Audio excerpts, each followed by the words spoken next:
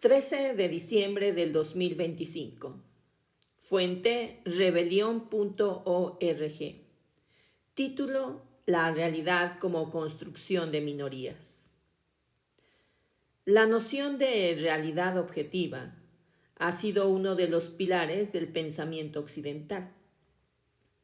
Se ha asumido casi sin discusión que el mundo posee una estructura independiente de la mente humana, disponible para ser descrita por cualquiera que disponga de los instrumentos adecuados. Pero esta convicción tan arraigada encumbre un hecho elemental. La realidad que habitamos no es el reflejo neutro de lo que existe, sino el resultado de lo que sucesivas minorías han logrado imponer como verdadero a lo largo de la historia. La especie humana solo entra en el terreno ontológico cuando el individuo orgánico aprende a distinguir lo que observa como algo distinto de sí mismo. Esto, diferenciar el objeto observado del propio sujeto, no solo inaugura la conciencia humana, inaugura el mundo humano. En ese instante surge la posibilidad de trazar contornos, de fijar identidades, de señalar causalidades. Sin esa operación cognitiva no hay objetos y sin objetos la noción de la realidad queda vacía. La realidad es, desde su origen, el producto de una forma de percibir, no una sustancia autónoma que espera ser descubierta. Sin embargo, no todas las mentes participan por igual en la tarea de configurar esa realidad. A lo largo de la historia, un rasgo se impone con claridad aplastante. Las grandes definiciones de lo real han sido obra de minorías disciplinadas, organizadas y con capacidad de imponer sus categorías al resto de la sociedad.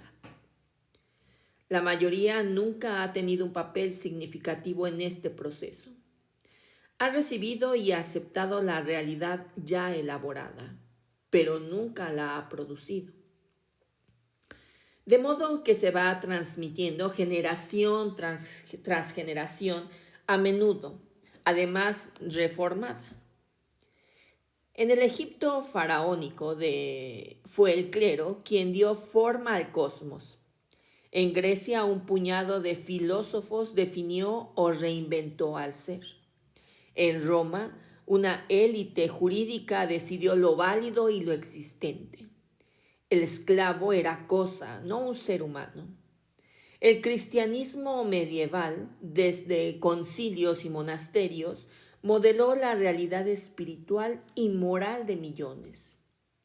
La Ilustración la reinterpretaron los despachos científicos y los enciclopedistas. El siglo XIX dispuso el dominio de laboratorios sobre el sentido común, y el siglo XXI ha cedido ese poder a minorías técnicas invisibles, los programadores y los arquitectos del algoritmo. Cada una de esas minorías impuso su propia selección de lo evidente. Lo que llamamos hecho, entre comillas, es casi siempre un consenso, un acuerdo por la fuerza del prestigio, la autoridad o el aparato institucional. No hay en esto una conspiración, sino un mecanismo estructural. La realidad social, política, científica e incluso moral nace allí donde un pequeño grupo consigue fijar los criterios de lo aceptable y lo inadmisible. La humanidad no vive en la realidad, sino en la interpretación dominante de una minoría.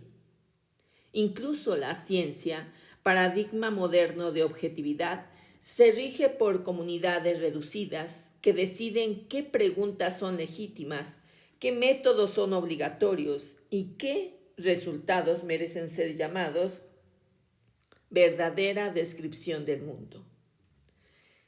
El ciudadano contemporáneo cree vivir en una cultura guiada por el principio de evidencia, pero en realidad vive al dictado de los criterios de un estamento técnico que produce lo real para los demás. Su autoridad se basa en su eficacia práctica, no en su acceso privilegiado a la esencia del mundo. Desde esta perspectiva, la realidad no refleja el ser, sino una genealogía de consensos minoritarios. No es un descubrimiento progresivo, sino una sedimentación histórica.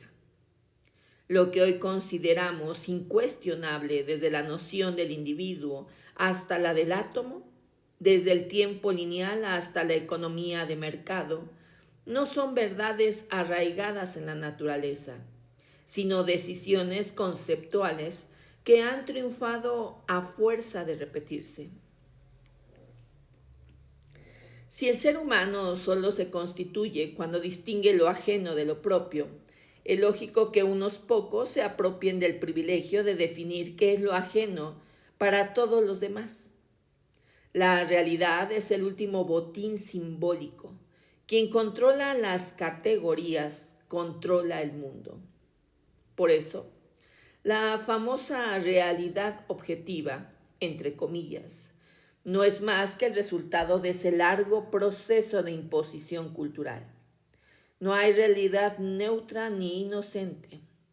Lo que existe es un paisaje conceptual heredado, modelado por grupos reducidos que en cada época han decidido lo que puede ser pensado y lo que debe quedar fuera de lo pensable.